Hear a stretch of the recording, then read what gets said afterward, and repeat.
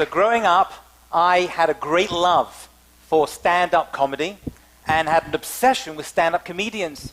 So much so that my dream growing up was to become a stand-up comedian myself.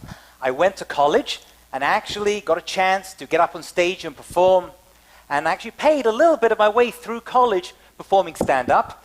The fact that I became a rabbi tells you how good I actually was.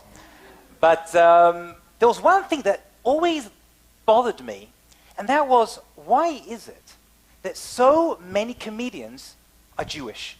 The comedians themselves, the writers, the producers, the directors, everyone. I have this thing, by the way, at the end of a movie, do you do this? Where they roll the credits. Me and my wife, we like play Spot the Jew. Do you ever do that? I'm obsessed with this whole thing. And how did I know that these people were actually Jewish? Well, it's not so easy. You've got to dig around a little bit, right? But if you look through, you'll see that these people have real Jewish names. Woody Allen wasn't born Woody Allen. He was Alan Stewart Konigsberg. Mel Brooks, Mel Kaminsky. Sid Caesar was Sid Zisser. Joan Rivers, Joan Alexandra Malinsky. Jon Stewart, yes. Jonathan Stewart Leibowitz. And, of course, Jackie Mason.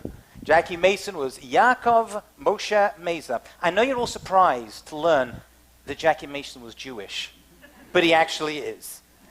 And what bothered me was, well, why? Why is it that all of these comedians are actually Jewish? So I started to ask around, and the first thing I wanted to figure out was, well, what makes comedy funny? What is comedy? So I asked around a lot of my friends who work in the industry as writers and producers, and I came out with one good definition of what comedy is. And I want to share it with you. Comedy is tragedy that happens to other people. That's pretty much what it's all about. So I had a working definition, but it didn't answer the whole Jewish angle. And then one day, I was reading a beautiful commentary on the Torah. And in order for us to appreciate this, we have to go back 3,326 years to the birth of our nation, the Jewish people. And you know the Jewish people were in Egypt, and Moshe Rabbeinu Moses came and he took us out of Egypt. You saw the movie? This is from the book. And this scene builds up very dramatically. We know that the Jewish people left, and then Pharaoh changed his mind, and he wanted to get the Jewish people back after he let his people go. And Exodus chapter 14 builds up the scene very nicely for us. And it says that the Egyptians pursued after them. All the horses and chariots of Pharaoh and his horsemen and the army overtook them, encamping by the sea. And when Pharaoh drew close, the children of Israel lifted up their eyes, and behold, the Egyptians were marching after them, and they were afraid, the Jewish people. And the children of Israel cried out to God. So there we are, 7 days after leaving Egypt, standing at the Red Sea, and we are trapped. It's all over. All bets are off. Behind us are the Egyptians. In front of us was the Red Sea. To the right and left was a wilderness. Where could we go? Now, what reaction do you think the Jewish people should have? Cry, scream, fight, run? But what they did was say something really unusual. And that's this verse over here. And they said to Moses, "Were there no graves in Egypt that you brought us to die here in the wilderness?" What a strange thing to say. I mean, what is that? Is it rhetorical? What were they doing exactly? And over the years, I skipped over that verse in the Torah until I came upon this fantastic commentary by a German rabbi called Rabbi Samson Raphael Hirsch, who lived in Germany in the 1800s. And he says the following short, fascinating statement. He says, this sharp and ironic statement was made at the time of deepest anxiety and despair. This marks the sense of wit that is characteristic trait of the clear-headed Jewish people. Rabbi Hirsch is saying something unbelievable. You know what they did? They told a joke. As far as they were concerned, it was the end of the Jewish people, and they made a funny. And what was the joke? Oh, Moses, no graves in Egypt? Oh, let's just die over here, shall we? How strange is that? And Rabbi Hirsch is telling us something very deep and profound. He's saying that the Jewish people are going to spend a history with challenges, difficulties, exiles, pogroms, and holocausts. But there's one thing we can use as a nation that is going to help us get through that, and that is to have a sense of humor. Because sometimes when you laugh, even when you're trapped, the sea in front of you will split. And the Talmud says that laughter isn't just for you. It should be shared with other people. Look at this amazing piece of Talmud from the Tractate of Tanit. And it says that Rabbi Baroka had a vision, and he saw Elijah the prophet in the marketplace. And he said to him, who in this marketplace do you think is worthy of achieving the next world? That's a fancy way of saying, who's really spiritual, and who's getting it right, who's going to heaven? Elijah pointed at two guys and said they were ideal candidates. So Rabbi Baroka wanted to know what they did. Were they doctors? Were they lawyers? Unlikely. And he approached them and said, hey guys, what do you do for a living? And they said an amazing thing. They said, we are clowns. We tell jokes for a living. When we see people around us a little bit depressed, a little bit upset, we cheer them up with a joke and a few funny words. And that brings them out, and it helps cure them. And you know what? They pay us a little bit of money, and that's what we do. According to Jewish tradition, that is a pathway into the spiritual world, bringing laughter and joy to other people. So what I want to do right now is kind of figure out what makes a joke funny. I mean, why is it that we laugh when we hear a good joke? So I spoke to a lot of comedian friends of mine and producers, and I think I boiled it down to these 3 points, which is going to be a universal idea, which is going to relate to all jokes and all plays and all movies and all books that you read. They must have these 3 elements. And number 1, in order for a joke, this is joke 101, in order for a joke to be funny, there has to be a beginning, a middle, and an end, right? A story, a plot. You don't just start at the end. Number 2, the punchline, it's got to be a punchline, by the way, the punchline has to appear at the end of the joke. Number 3, and this is the most important, watch carefully, the punchline must be totally unexpected. You couldn't see it coming. If you see it coming, it isn't funny. That's why the second time you hear a joke, you just don't laugh. Unless your father's making it, and then you can laugh just for him. But otherwise, you're not going to do it. Okay, so now we have our paradigm. You have these 3 elements, you've got a joke. Let's apply that a little bit to a very common scene, which you may have seen in a number of movies. So if you go back to the days of Charlie Chaplin, this was the classic joke. The banana peel on the floor. And you got a very fancy guy in his suit, walking around pompous and haughty, and then the camera spans, whoop, onto the banana peel. Back to the guy, back to the banana peel. Back to the guy, back to the banana peel, and we know what happens next. There he is. There he is in all his glory. Now you all laughed. Why would you laugh at such a thing? This is horrible. This is not funny. A guy just slipped up on a banana peel and landed on his face. And yet we can't help but laugh. Actually, even the person who runs over to him to help pick him up is holding back a laugh while they're doing it. But it's not funny. Why are we laughing? Because we have the element of a good joke. There's a beginning, there's a middle, there's an end. We have a story of a guy walking along the street, all full of himself.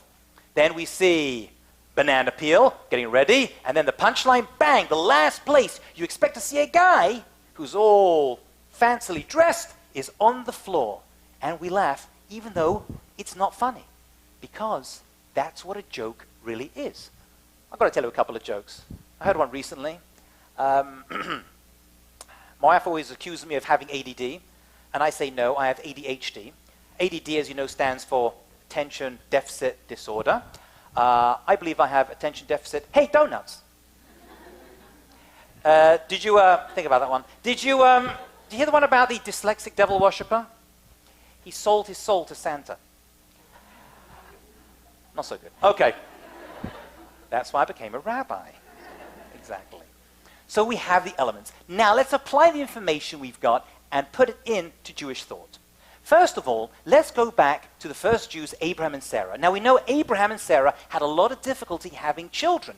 And the Torah tells us they were visited by angels who informed Sarah at a very, she was already past the ability to naturally have children, that they were going to have a kid, a son. And he said, this is the angel speaking, I will return to you at this time next year, and behold, your wife Sarah will have a son. Now Abraham and Sarah were old, well on in years, and Sarah laughed. Why is she laughing? Well, we have the elements of a joke. She didn't see that coming. Me, at my age, have a child? Pff, I don't believe it. And what came out? Came out laughter. But here's the strange part. Right after it says, Sarah conceived and bore a son just like she was promised. It to Abraham in his old age at the appointed time which God had spoken, and they called him Isaac. Now the word Isaac in Hebrew is Yitzchak. Yitzchak means laughter. Laughter. Why would Sarah and Abraham call their son laughter? So I believe they were sending us, their descendants, a message. And that was that you can go through challenging times. And we as individuals and as a people go through so many difficulties. Like she did, not being able to have a child for so many years. But in the end, at the end you will see the laughter will come our way. You can't stop the movie halfway through and ask questions. You can't stop reading the book halfway through and say, doesn't make sense. Why is this terrible stuff happening to this person? You've got to get to the end. You've got to get to the punchline. And that is the reality that Sarah was able to tap into. She was able to say, I can see the end. And I want to pass this message on. Actually, the word Yitzchak means there will be laughter in the future. She had the ability to tap into the future and know that laughter will eventually be ours. If I were to ask you what the laughter holiday is, of all the Jewish holidays, which one's the laughing one? Purim. Have you read the story of Purim? It's terrifying. All right? It's not funny at all. If you read through it, we're all about to be wiped out. There we are again, the entire Jewish people. We have this megalomaniac, Achashverosh. We had this terrible henchman, Haman, and Achashverosh and Haman, the evil people from the Megillah, the story of Purim, are ready to wipe us out. And it goes on and on and on. But you know what? There's a woman called Esther, you see? And Achashverosh marries her without knowing who she was. And she has a cousin called Mordechai, and eventually everything works out fantastic. Now look at the words very carefully. The days when the Jews had rest from their enemies, and the month which flipped for them from sorrow to gladness, and from mourning unto a day of rejoicing. The key word over there is it flipped. That's the punchline.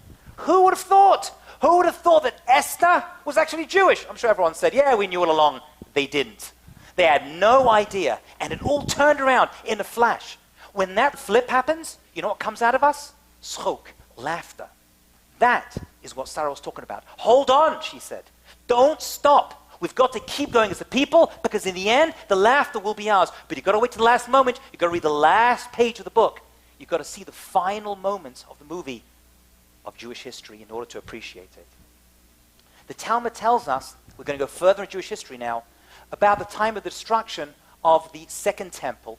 And there were 4 great rabbis who were there at the time, and they got to see this terrible, terrible sight of a broken temple behind them in Jerusalem.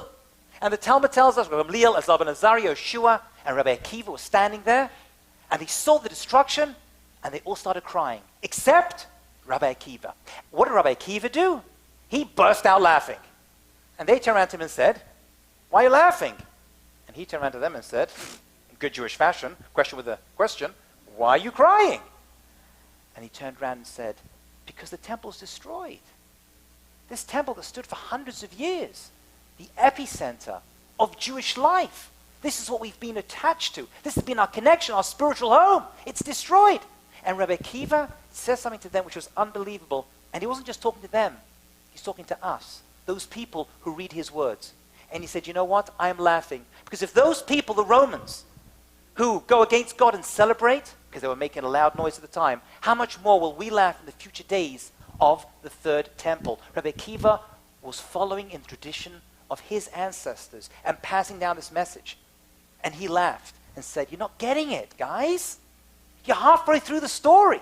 You're seeing a part, a small snippet of Jewish history, but there's much more, and it's going to get much, much better, because in the end, the last laugh will be ours. We have to hold on to our people, to our traditions, to our faith, and eventually, laughter will be ours. I'm going to finish with the words of Jimmy Durante, he of the humongous nose, who actually was not Jewish, although he does look it. And his words are so beautiful, though. He says, all of us have schnozzles. If not in our faces, then in our character, minds, or habits. When we admit our schnozzles, instead of defending them, we begin to laugh, and the world laughs with us. I think that's a great summary of all of Jewish history. Thank you all very much.